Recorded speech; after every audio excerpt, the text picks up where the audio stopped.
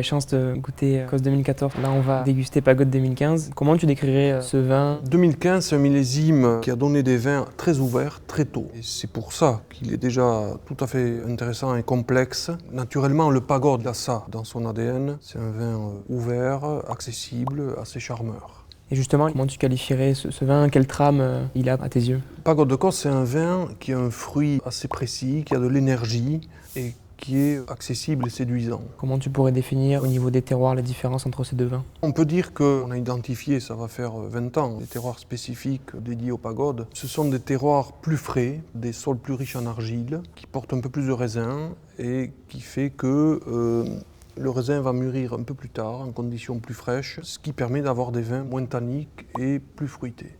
Et toi Gaëtan, comment tu le trouves ce 2015 ?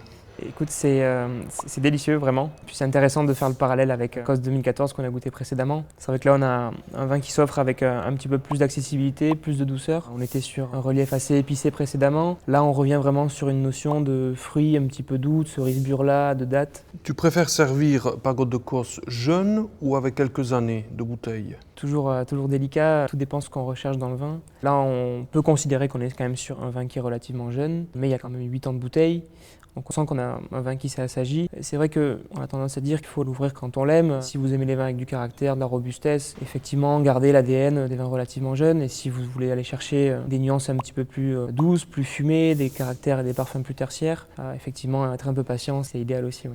Donc quand tu sers Pagode de Cos à la réserve au Gabriel, quel est ton accord coup de cœur pour ce vin ?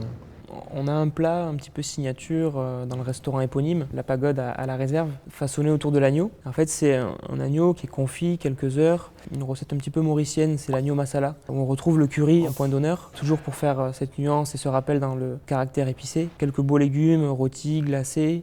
Voilà, c'est plus un plat, on va dire, du quotidien, mais c'est des choses qui marchent à merveille, vraiment.